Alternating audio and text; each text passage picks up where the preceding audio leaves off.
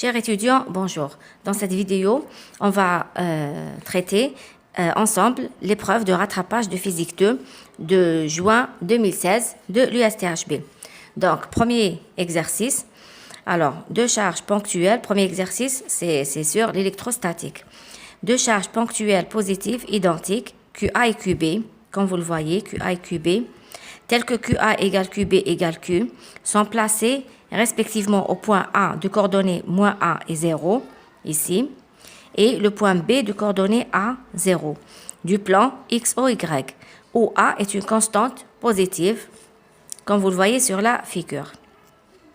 La première question, déterminer l'expression du potentiel électrique V créé par ces deux charges en un point M, ce point-là, en un point M, de coordonnées 0, Y, en fonction de petit a, grand Q et Y. Deuxième question, représenter qualitativement le vecteur champ électrique E créé par les deux charges au point M. 2B, déterminer, en utilisant le théorème de superposition, les composantes EX et EY du champ électrique au point M. 2C, retrouver ce résultat en utilisant le gradient, la divergence du potentiel V0Y au point V au point 0Y en coordonnées cartésiennes. Petit d, en quel endroit le module du champ électrique est nul? La troisième question, petit a, quelle est l'énergie potentielle électrique d'une charge Q positive se trouvant au point M? 3b, donner l'allure de cette énergie potentielle en fonction de Y. Quatrième question, on lance la charge Q de l'infini sur l'axe OY, sur cet axe-là, avec une vitesse initiale. Quelle doit être la vitesse minimale, Vmin, à l'infini de cette charge pour qu'elle atteigne le point O? Voilà. Voilà pour le premier exercice. Donc, j'ai essayé de reprendre ici le schéma des deux charges. Donc, la charge QA placée au point A et la charge QB placée au point B. La première question qu'on vous demande de faire, c'est de déterminer l'expression du potentiel électrique V créé par ces deux charges en un point M, 0, Y, en fonction de petit a, Q et Y. Bien sûr, le potentiel au point M, donc potentiel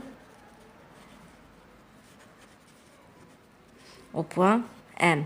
Donc, V de M est égal à quoi? Est égal à V de A plus V de B. Donc, V de A est égal à quoi? Est égal à KQA sur R. C'est quoi R? C'est cette distance MA.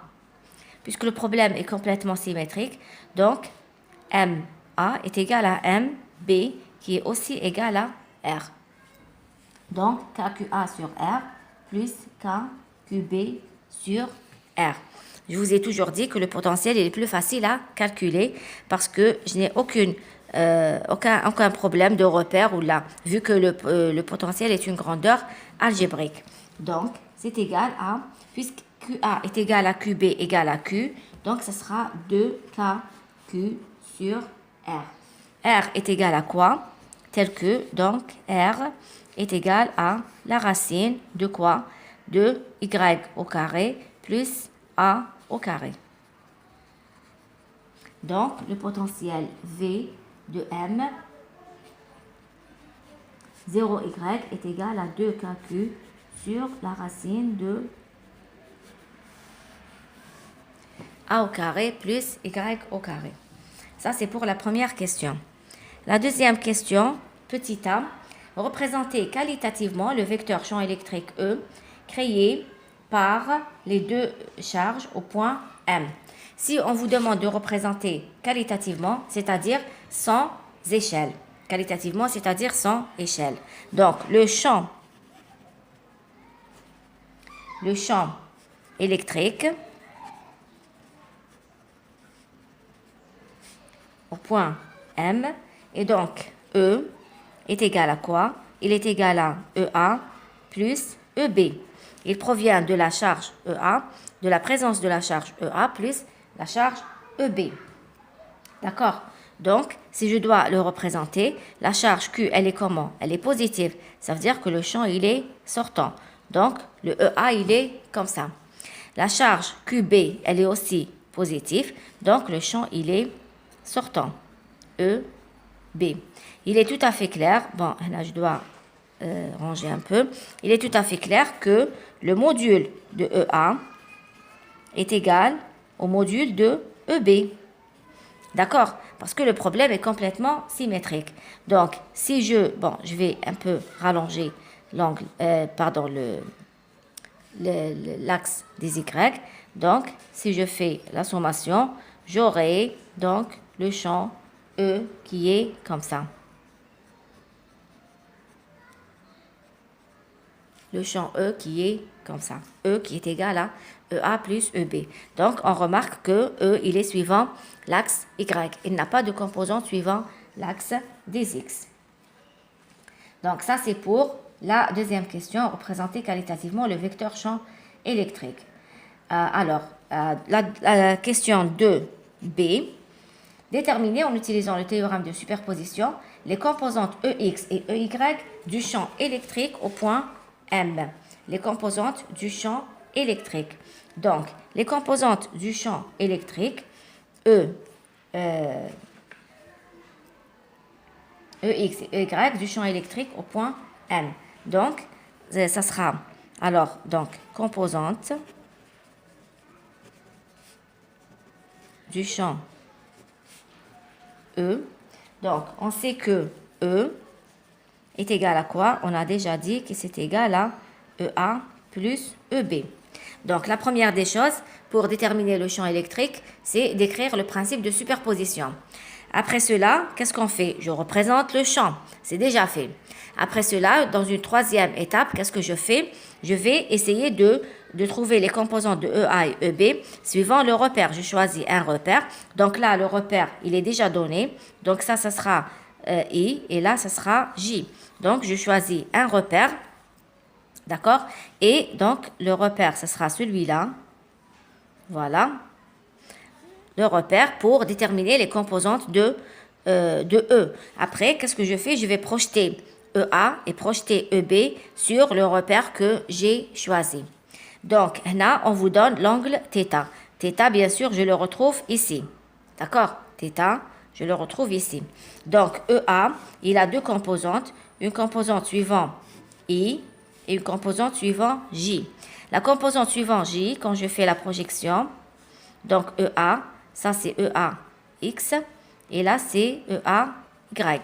Donc, EAX, c'est clair que c'est EA sinus θ. Donc, EA est égal à quoi? Est égal à KQ, QA en principe, mais comme QA est égal à QB égal à Q, donc je mettrai directement Q. Donc, KQ sur R au carré, sinus θ. C'est cette composante. D'accord? Sinus θ. La composante suivante, Y, ça sera quoi? Ça sera KQ sur R au carré, cosinus θ. D'accord? J. Plus les deux composantes de EB, suivant X et suivant Y. Donc, la composante suivante B, donc θ HD, c'est la même qu'ici, d'accord? Puisque les deux triangles Hadoma MAO et MOB sont égaux. Donc, θ, je le retrouve ici. Et je le retrouve ici aussi. D'accord? Donc, ce sera exactement la même chose. Ce sera KQ sur R au carré sinus θ. Bien sûr, avec un signe moins. D'accord? Regardez, EB, il est dans le sens inverse à EAX. Et pour la composante suivante, Y, ça sera une composante positive, KQ sur R au carré cosinus θ. Donc, si je fais la sommation, ça sera quoi? E, bien sûr, cette première composante, elle va disparaître avec la première, θx. Donc, il va me rester 2 fois KQ sur R au carré cosinus θ J. D'accord? Sachant que, or, cosinus θ est égal à quoi? Cosinus θ est égal à y sur r. Y sur r. Donc, y sur la racine de a au carré plus y au carré. Rappelez-vous, le r, le déjà, a au carré plus y au carré. D'accord? Donc, de E, ça sera quoi? 2kq sur a au carré plus y au carré et cosinus θ qui est égal à y sur la racine de a au carré plus y de j. Donc, finalement, la composante de E, l'expression de E, ce sera 2kq y sur a au carré plus y2 à la puissance 3 demi j. D'accord? Donc, le champ électrique, il n'a pas de composante suivant l'axe des x, mais il a seulement une composante suivant l'axe y. Ça, c'est pour la deuxième question. Après, la question 2c, qu'est-ce qu'on vous dit? 2c, retrouvez ce résultat en utilisant le gradient, la divergence du potentiel V, 0y, puisque E ne dépend pas de x, donc ça sera 0y, en coordonnées cartésiennes. Donc, je sais que E est égal à quoi? Donc, je vais essayer de retrouver ce résultat en utilisant l'expression du gradient. Donc, je sais que E est égal à quoi? Quelle est la relation qui lie entre le potentiel et le champ? C'est E est égal à moins gradient de V. D'une manière générale, E est égal à moins dV sur dx i, moins dV sur dy j, moins dV sur dz k. Or, dans notre cas, regardez le V, dans notre cas, V ne dépend ni de x ni de z. Il dépend uniquement de y. Donc, je n'ai pas ça et je n'ai pas ça. Qu'est-ce qui va me rester? Il va me rester que E est égal à moins dV sur dy j. D'accord? Le d rond devient un d droit. Voilà. Donc, si je dérive le V est égal à quoi? C'est 2kq sur a au carré plus y2 à la puissance 1 demi. Donc, d de V sur d de y, ça sera quoi? d de V sur d de y. Donc, le dénominateur a au carré plus y2, 1 demi à la puissance au carré, ça sera à la puissance 1. Donc, la dérivée du numérateur, c'est 0, moins, donc le numérateur, 2kq, c'est une fonction u sur v. La dérivée ça sera u' v moins u v' sur v au carré. Donc la dérivée, le numérateur, c'est 0. Donc, fois, donc تبقى les 0. Le moins, le canon. Donc, 2kq, donc le numérateur, fois la dérivée, le dénominateur. La dérivée, c'est quoi? C'est 1 demi a au carré plus y2 à la puissance 1 demi moins 1. 1 demi moins 1, il y a moins 1 demi. D'accord? Fois la dérivée, ce qu'il y a à l'intérieur, c'est 2y. Voilà. Donc, ça sera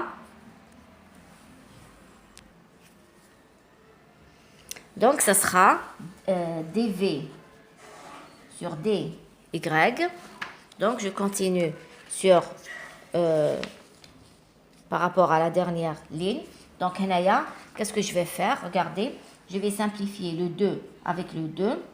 Donc, ça sera, qu'est-ce qui va me rester? Le moins 1 demi, je peux le faire descendre. D'accord?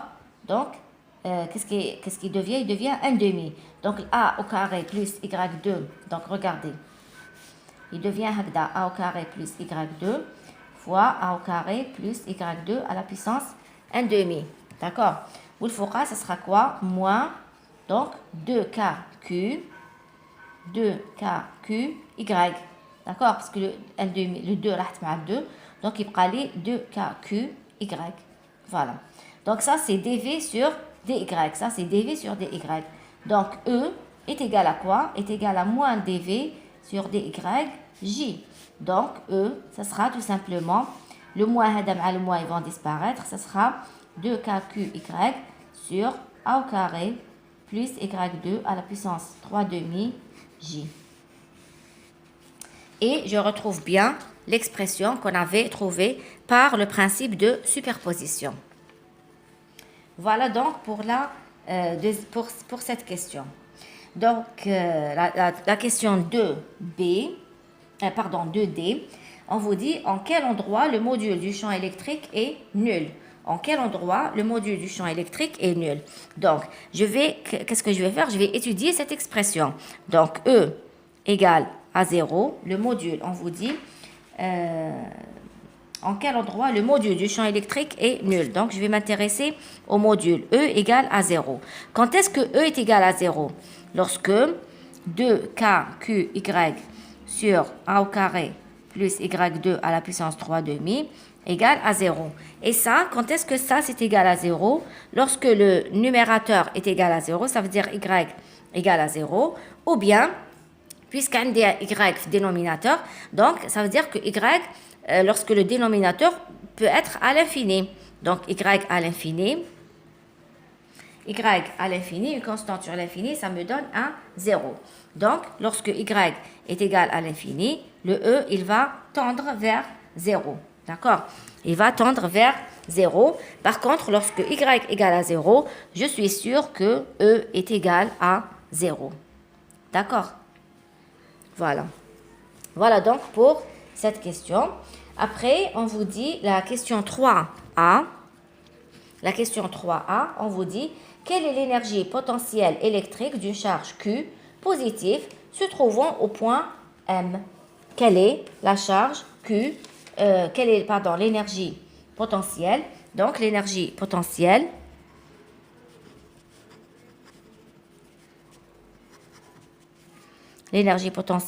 EP. L'énergie potentielle d'une charge et Q positive se trouvant au point M. Bien sûr, l'énergie potentielle est égale à la charge fois V de M. Donc, ça sera Q fois V de M qu'on a déjà trouvé. V de M, on a déjà, c'est 2K grand Q. Donc, je remplace 2K grand Q sur racine de A au carré plus Y2. Voilà. Voilà, je vais la réécrire juste 2K petit q, grand Q, sur racine de A au carré plus Y2. Voilà. Donc, ça, c'est pour l'énergie potentielle. On vous dit, la question 3B, donnez l'allure de cette énergie potentielle en fonction de Y. Pour cela, pour donner l'allure, on ne vous demande pas de tracer, c'est-à-dire précisément l'énergie potentielle, mais de donner son allure. Donc, on va étudier les limites. Lorsque, par exemple, lorsque Y tend vers plus ou moins l'infini, regardez le EP, la forme qu'elle a. EP est égal à 2K petit q grand Q sur racine de A au carré plus Y2. Donc, là, si vous voulez, sur une constante sur la racine de A au carré plus Y2. Donc, lorsque Y est égal à tend vers moins l'infini ou plus l'infini, là, ça sera quoi? Lorsque Y tend vers moins l'infini au carré, c'est plus l'infini. Donc, une constante sur l'infini, c'est égal à 0. Donc, je suis là.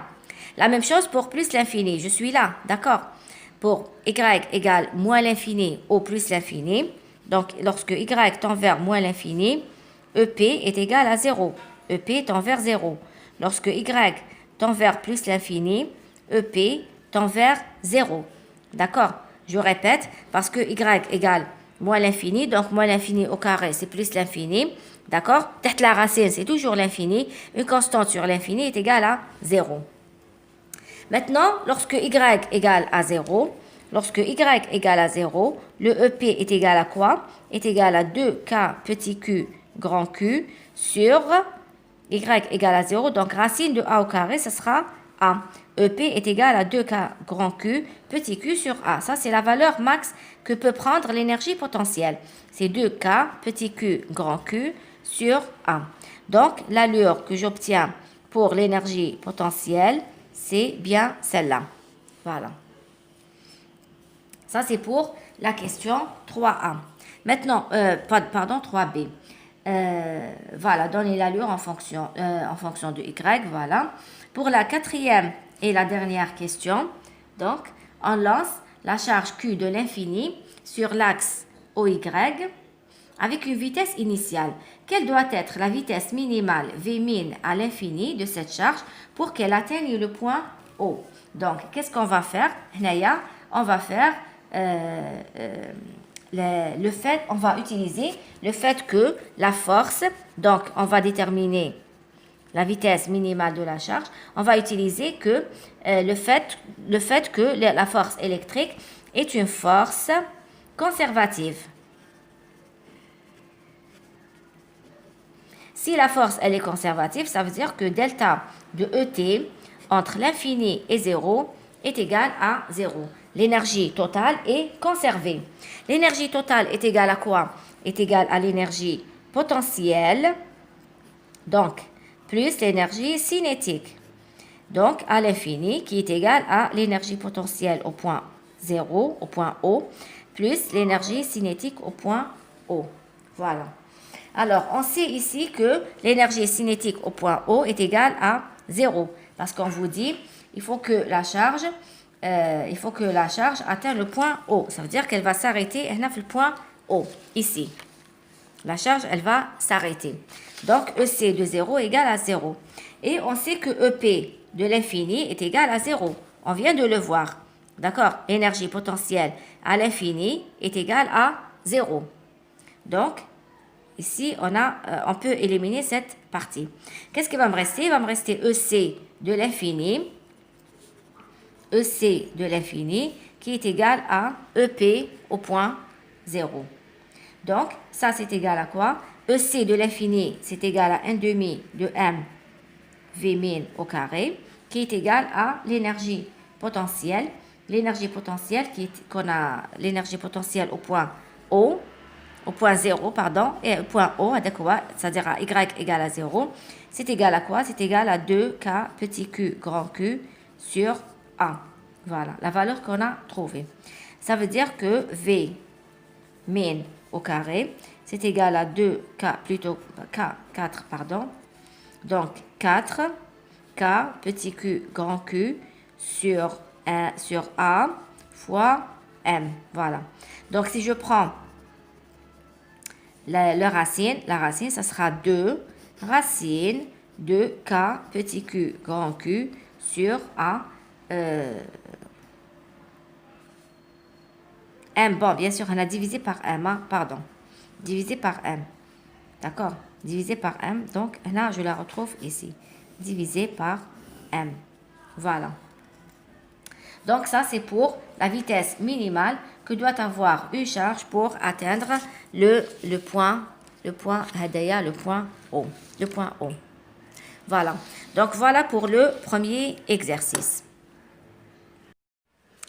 Voilà. Donc, on commence l'exercice numéro 3 qui porte sur les réseaux électroniques.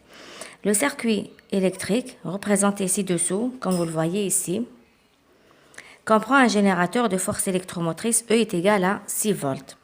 5 résistances identiques, donc 1, 2, 3, 4 et 5. R est égal à 200 ohms.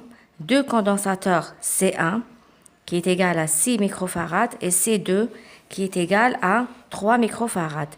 Et 2 interrupteurs K1 et K2. K1 et K2. Comme vous le voyez sur la figure 3. Déterminer la résistance équivalente RAB entre A et B. Déterminer la résistance entre A et B. Les condensateurs étant entièrement déchargés, ça c'est très important, c'est pour ça que c'est écrit en gras, d'accord? On ferme K1 et on laisse K2 ouvert. Donner la capacité équivalente C de C1 et C2, d'accord? Après, établir l'équation différentielle qui régit l'évolution de la charge du condensateur équivalent C. En déduire l'expression de la charge en fonction du temps en précisant le temps caractéristique, constante de temps tau, et la charge finale du condensateur équivalent QF. 2D, calculer l'énergie emmagasinée dans le condensateur. La troisième question, le condensateur C portant la charge QF et K1 étant toujours fermé. On ferme maintenant K2. Calculer l'intensité du courant qui circule dans chaque résistance en régime permanent. En déduire la DDP, donc la différence de potentiel, aux bornes du condensateur équivalent. 3C, donner la nouvelle charge Q'F. Le condensateur s'est-il chargé ou déchargé? 3D, quelle est la puissance dissipée dans les résistances en régime permanent? Voilà donc pour l'exercice. Donc on commence. Donc la première question, on vous demande de déterminer la résistance équivalente RAB entre A et B. Donc entre A et B. Donc je reprends ici la partie de la branche AB concernant les résistances. Donc ça, on vous demande de calculer la résistance équivalente. Je vais travailler par étapes. Donc on a les deux résistances R et R, les deux résistances en parallèle. Leur résistance équivalente, ce sera quoi? Je vais l'appeler R1. Donc, et la même chose pour la deuxième, les deux autres résistances. Leur résistance équivalente, je vais l'appeler R2. Donc, les deux résistances Hadouma, ils sont placées en parallèle. Donc, la résistance équivalente, comment je calcule R1?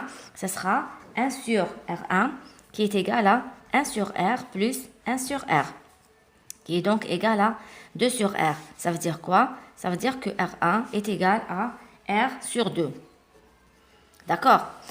C'est exactement la même chose pour R2. Ça veut dire que R2 aussi, c'est égal à R sur 2, parce qu'on a exactement le même schéma.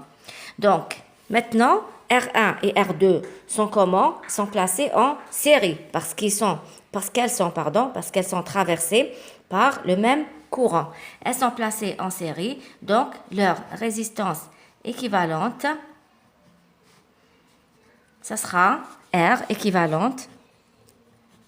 Ce sera quoi? Ce sera R1 plus R2. Donc, c'est égal à R1 qui est égal à R sur 2 et R2 qui est égal à R sur 2. Donc, R sur 2 plus R sur 2, c'est égal à R. Donc, je retiens que la résistance équivalente est égale à R. Donc, ça, c'est pour la première question. D'accord? La deuxième question, on vous dit les condensateurs étant entièrement déchargés. On ferme K1 et on laisse K2 ouvert. Le 2A donnait la capacité équivalente C de C1 et C2. D'accord? La capacité équivalente de C1 et C2. Donc 2A, la capacité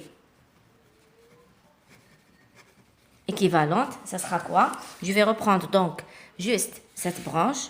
Donc, le condensateur C1 et le condensateur C2. Donc, les deux condensateurs sont placés en parallèle, en série, pardon. Ils sont placés en série.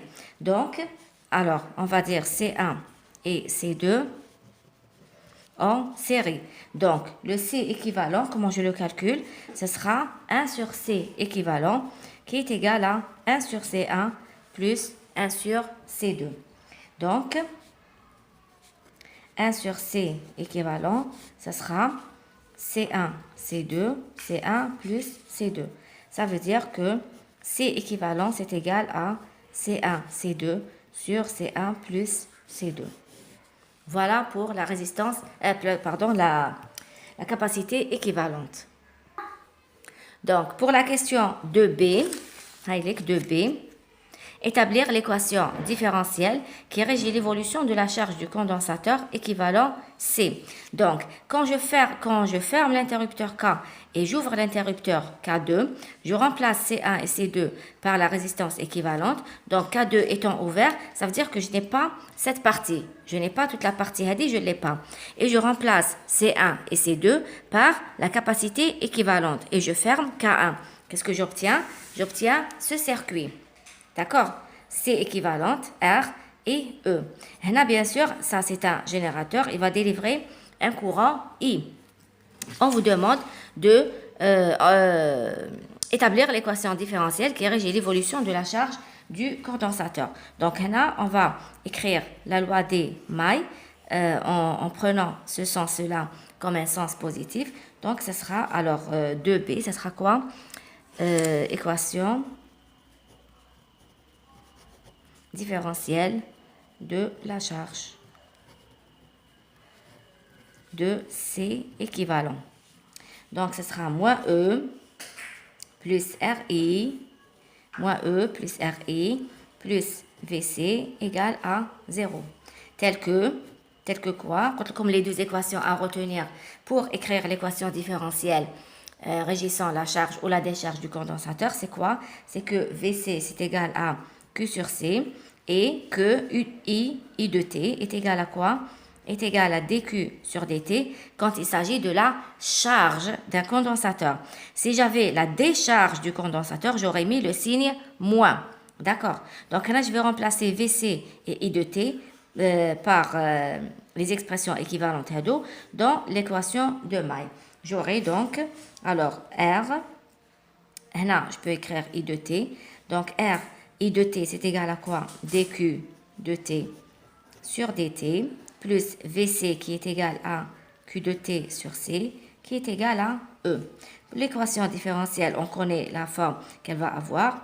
C'est, je commence toujours par le dQ sur dt, plus Q de T sur RC. Là, je vais tout diviser par RC pour trouver dQ sur dt. Je divise par R, pardon. Je divise par R. Donc là, j'aurai E sur R. Donc, il y a l'équation différentielle qui régit l'évolution de la charge du condensateur. Voilà. La question 2C, en déduire l'expression de la charge en fonction du temps, en précisant le temps caractéristique τ et la charge finale du condensateur équivalent QF. Donc, la question 2C, en déduire l'expression de la charge du condensateur. Donc, l'expression de la charge, c'est quoi? L'expression de la charge qui est solution de cette équation, c'est quoi? C'est dQ, Q de T, qui est égal à Q0, 1 moins exponentielle moins T sur τ. Pour trouver cette forme, vous pouvez vous référer à d'autres vidéos, des exercices sur les réseaux. On a fait le calcul en détail. Donc, Q de T est égal à Q0. Donc, qu'est-ce que je fais? Je vais dériver Q de T et la remplacer ici pour trouver l'expression de τ et de Q final. Bon, moi, ils l'ont appelé Q final. Donc, on va appeler Q final. Puisque dans le texte, ils ont noté Q final. Voilà. Donc, dQ de T sur dt, c'est égal à quoi? C'est égal à Q final. Donc, c'est ça. Q final. Là, la dérivée à 1, c'est 0. Moins, je le garde. La dérivée à exponentielle moins t sur τ par rapport à t, c'est moins 1 sur τ exponentielle moins t sur τ. Donc, c'est égal à QF sur τ exponentielle moins t sur τ. Je vais remplacer donc dQ sur dt dans cette expression, dans l'équation différentielle. Donc, qu'est-ce que j'aurai? J'aurai donc QF sur τ exponentielle moins t sur τ, ça c'est dQ sur dt, plus Q de t, donc 1 sur RC, fois Q de t qui est égal à QF 1 moins exponentielle moins t sur τ. Bon, on va garder la parenthèse, après on va l'enlever, qui est égal à E sur R. Donc, ce sera exponentielle moins t sur τ. Je vais faire sortir l'exponentielle moins t sur τ en facteur. Donc, ce sera exponentielle moins t sur τ. Donc, là, j'aurai QF sur τ. Là, j'aurai moins QF sur RC. D'accord? Plus QF sur RC moins E sur R qui est égal à 0. Voilà, on peut faire ça. Voilà. Donc ça, c'est l'équivalent de quoi? C'est l'équivalent de QF sur τ moins QF sur RC qui est égal à 0 et QF sur RC moins E sur R qui est égal à 0. De là, je peux tirer que 1 sur taux est égal à 1 sur RC. Du coup, taux est égal à RC. Et de là, je peux tirer que QF est égal, donc je peux simplifier 1 sur R qui n'est pas égal à 0. Là, je peux simplifier qui n'est pas égal à 0. C'est-à-dire, je vais la faire sortir en facteur. Hagda. Ça, c'est égal à 0. Et donc, QF est égal à EC. Voilà, QF est égal à EC. Voilà. Donc, comme ça, on a trouvé la capacité équivalente. La capacité équivalente. On a trouvé taux, qui est égal à RC. On a trouvé la charge finale qui est égale à EC. Voilà donc pour la question. Nous demande pas donc juste de déduire, donc on ne nous demande pas de faire des calculs. Alors, question 2D, calculer l'énergie emmagasinée dans le condensateur. 2D. Donc, la question d'après, on vous demande de calculer l'énergie emmagasinée dans le condensateur pour la question 2D. Donc, l'énergie emmagasinée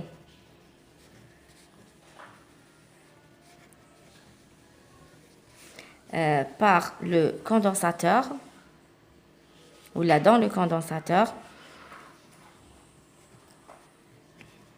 Allez, on va mettre dans. L'énergie emmagasinée dans le condensateur, c'est quoi son expression? On l'a vu plusieurs fois. U, c'est égal à quoi? Est égal à 1 demi de QF au carré sur C. Donc, là, on vous demande de calculer. Bien sûr, là, quand on dit C, ça veut dire C équivalent. Hein? C, ça veut dire C équivalent. À tout moment, je parle de C équivalent. D'accord? Voilà, partout, on dit C équivalent. Voilà. Puisqu'on vous demande de calculer U, ça veut dire que je dois calculer QF au carré. D'accord? Je dois calculer QF. Donc, je reviens ici. Pour le calcul de QF est égal à E fois C équivalent. Ça veut dire que je dois calculer aussi C équivalent. Donc, je reviens ici. Là, je vais faire le calcul. Donc, C équivalent, c'est égal à quoi? Puisque C1, c'est égal à 6 microfarad et C3, c'est égal à 3 microfarad sur 6 plus 3. Donc, ça me fait 18 sur 9 qui est égal à 2, microfarad. Voilà. C équivalent est égal à 2. C équivalent est égal à 2 microfarad. Alors, j'ai calculé C équivalent. Maintenant, je peux calculer taux. Donc, là, il y a taux, ça sera R fois C équivalent. R qui est égal à 200 fois C équivalent. C équivalent qui est égal à 2 microfarad. Ça veut dire 10 puissance moins 6 farad. Donc, c'est égal à, bien sûr, que je dois avoir, bien sûr, pour avoir taux en secondes, je dois avoir la résistance en ohm et C en farad. Donc, là, ça sera 2 fois 2, ça fait 4. 4, 10 puissance moins 4 secondes. D'accord? Taux est égal à 10 puissance moins 4, 10 puissance moins 4 secondes. Ça, c'est pour taux. Donc, j'ai calculé taux, bien sûr, là, c'est équivalent. J'ai calculé taux, j'ai calculé QF. QF, je l'ai calculé. Non, je ne l'ai pas calculé, voilà. Donc là, je dois calculer QF. Donc là, on va mettre tel que QF est égal à E fois C équivalent. E qui est égal à 6 fois C équivalent qui est égal à 2 microfarad. Ça veut dire c'est 2 10 puissance moins 6. Donc, je trouve un Q équivalent qui est égal à 12 microcoulombs. D'accord? Donc, je vais la mettre ici. QF est égal à 12 microcoulombs. Voilà. Ça, c'est pour Q final. Maintenant, je peux calculer U qui est égal donc à 1 demi. QF au carré, ça veut dire 12 fois 12, 10 puissance moins 6. 10 puissance moins 6. QF au carré. Hein? je divise par C équivalent. C équivalent, voilà, le C équivalent qui est égal à 2 microfarads. Ça veut dire 2 10 puissance moins 6. Là, je vais essayer de faire le calcul sans calculatrice. Je vous ai toujours dit, je manipule les puissances ou les chiffres pour ne pas se tromper. Donc, on a 10 puissance moins 6 que je peux simplifier avec 10 puissance moins 6. 12 divisé par 4, ça fait 3. 3 fois 12, ça fait 36. 10 puissance moins 6, quoi? Joule. Donc, je peux écrire que U est égal à 36 microjoules. Voilà, 36, 10 puissance moins 6 joules. Donc, voilà pour la question 2D. Donc, pour la troisième, on passe à la troisième question. Là, regardez, on vous dit le condensateur C portant la charge QF, donc portant la charge QF, et K1 étant toujours fermé, K1 étant toujours fermé, on ferme K2. Calculez l'intensité du courant qui circule dans chaque résistance en régime permanent. Ça veut dire quoi en régime permanent? Ça veut dire après que la charge du condensateur est faite en régime final. Calculer l'intensité du courant qui circule dans chaque résistance. Donc, quand je ferme K1, sachant qu'on me dit que le condensateur C portant la charge QF. Ça veut dire quoi que le condensateur C porte la charge QF? Ça veut dire quoi? QF, c'est quoi? C'est la charge finale. Ça veut dire qu'il est complètement chargé. Donc, si je ferme K1 et je ferme K2, qu'est-ce que j'obtiens? J'obtiens un circuit comme ça. D'accord? Donc, là, on dit R. On dit le condensateur C. Le générateur. L'interrupteur K2 qui est fermé. On dit, quoi? La résistance R équivalente. On vous dit C, c'est équivalent. C'est le condensateur qui est équivalent à C1 et C2. D'accord? Donc, on vous dit, bien sûr, le courant, le générateur, il va délivrer un courant I qui va donc arriver au nœud qu'on va appeler, c'est déjà appelé, c'est déjà pris, donc on va prendre le point M par exemple. Il va arriver au point M, il va se diviser en, si vous voulez, I1 et I2, d'accord? Mais regardez, on vous dit que le condensateur C portant la charge QF, ça veut dire quoi? Ça veut dire que le condensateur est complètement chargé, d'accord? En régime permanent. QF est complètement, si le condensateur C porte la charge QF, ça veut dire qu'il est complètement chargé. Ça veut dire quoi? Ça veut dire que I1 est égal à 0, d'accord? Donc, on va dire condensateur portant la charge QF, donc I1 égale à 0. Si I1 égale à 0, ça veut dire comme si que la partie Hadi n'existe pas. Donc ce circuit-là sera équivalent à un circuit, regardez, sera équivalent à ce simple circuit. Voilà. Sera équivalent à celui-là. Donc, si on vous demande de calculer l'intensité du courant qui circule dans chaque branche, on dira que le courant qui circule dans cette branche, il est égal à 0. Et il nous reste donc I qui est égal à I2. Donc, on a un seul courant qui circule dans toute la branche. Pour le calculer, il suffit d'écrire la loi des nœuds, la loi des mailles, pardon. Donc, ce sera moins E plus RI plus R équivalent I égale à 0. Les deux résistances R et R équivalentes sont traversées par le même courant. Donc là, j'aurai directement I qui est égal à E sur R plus R équivalent. Rappelez-vous qu'on a trouvé R équivalent est égal à R. Donc là, ça sera I qui est égal à E sur 2R. Voilà. I qui est égal à E sur 2R. On peut faire une application numérique. I qui est égal à E qui est égal à 6 volts sur 2 fois 200, qui est égal donc à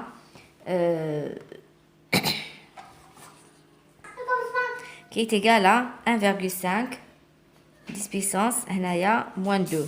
Donc I c'est égal à 15 10 puissance moins 3 ampères. Donc, I est égal à 15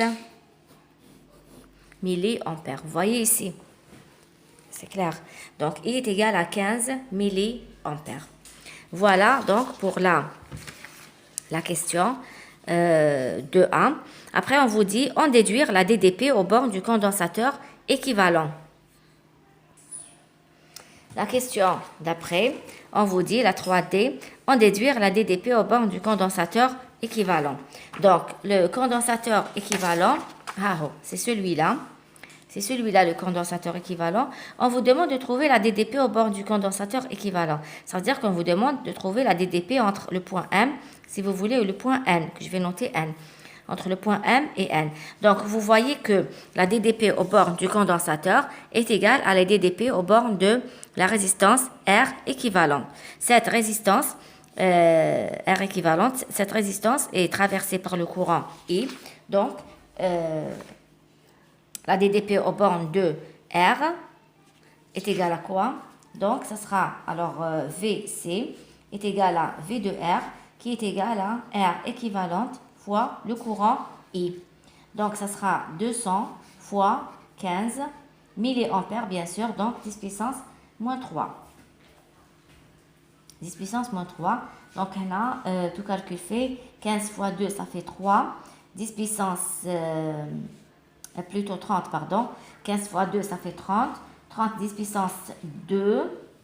10 puissance moins 3. Donc, 2 mal 0, ça fait 10 puissance 3, 10 puissance moins 3. Ça fait donc 3. Donc, VC est égal à 3 volts. VC est égal à 3 volts. Par la suite, au bord du condensateur équivalent, voilà, 3C, donner la nouvelle charge Q'(F). Le condensateur s'est-il chargé ou déchargé? La question d'après, on vous demande de...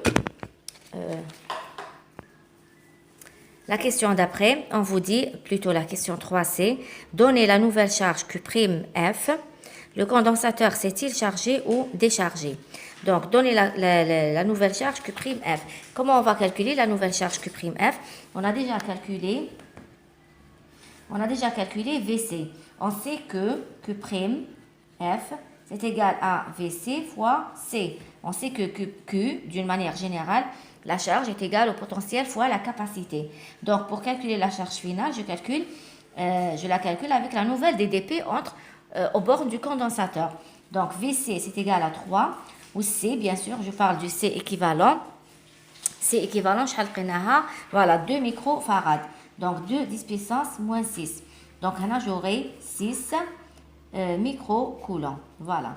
Q'(F) est égal à 6 microcoulombs. Voilà.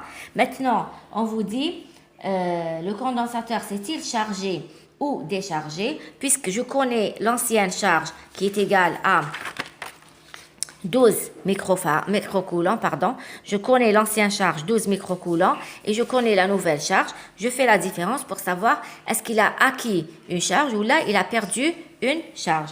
Donc delta de Q c'est égal à Q'(F) moins QF. Q'(F) qui est égal à 6 moins QF qu'on a déjà trouvé égal à 12. Donc c'est égal à moins 6 microcoulombs. On remarque que delta Q est inférieur à 0, ça veut dire qu'il y a une perte de charge. Il y a une perte de charge. Bien sûr, le condensateur, il avait une charge de 12 microcoulombs. Il se retrouve avec une charge de 6 microcoulombs. Ça veut dire qu'il a perdu 6 microcoulombs. Donc, le condensateur, on va écrire, puisqu'il y a une perte de charge, ça veut dire que le condensateur s'est déchargé. Le condensateur s'est déchargé. La question d'après, on vous dit, quelle est la puissance dissipée dans les résistances en régime permanent? Alors, de quelle résistance il parle? Il parle de ce circuit-là, puisque j'ai deux résistances. Donc, on va écrire 3D. Donc, la puissance dissipée dans les résistances les puissances dissipées dans la résistance, on a deux résistances. Donc, la puissance dissipée, ça sera R fois I au carré plus R fois I au carré. Dans toutes les résistances du circuit. D'accord? R équivalent. R plus R équivalent. Sachant que, or, dans les résultats, on a trouvé que R est égal à R équivalent. Donc, ça sera quoi? Donc, P, la puissance dissipée, ça sera 2R fois I au carré. Le courant I, c'est le courant qui circule dans le circuit. Donc, ça sera, pour l'application numérique, 2R qui est égal à 200 et I qui est égal à 15 milli, 15 milliampères, donc 15 10 puissance moins 3, voilà, donc 2 fois 200 fois 15, 10 puissance moins 3 joules. Si vous faites l'application numérique, d'accord, si vous faites l'application numérique, 15 fois 4, ça fait 900, c'est ça. Pardon, avant de faire l'application numérique, on a des 15 au carré. Hein? Je me suis trompée. C'est I au carré. Donc 15 milliampères au carré. Donc 15 10 puissance moins 3. Voilà. Donc là, si vous faites l'application numérique, facilement, vous allez trouver 9 10 puissance moins 2 watts, bien sûr. Donc, la puissance dissipée, c'est égal à 0,09 watts. La puissance dissipée dans les résistances. Voilà, et je vous remercie pour votre attention et je vous souhaite bon courage pour l'examen.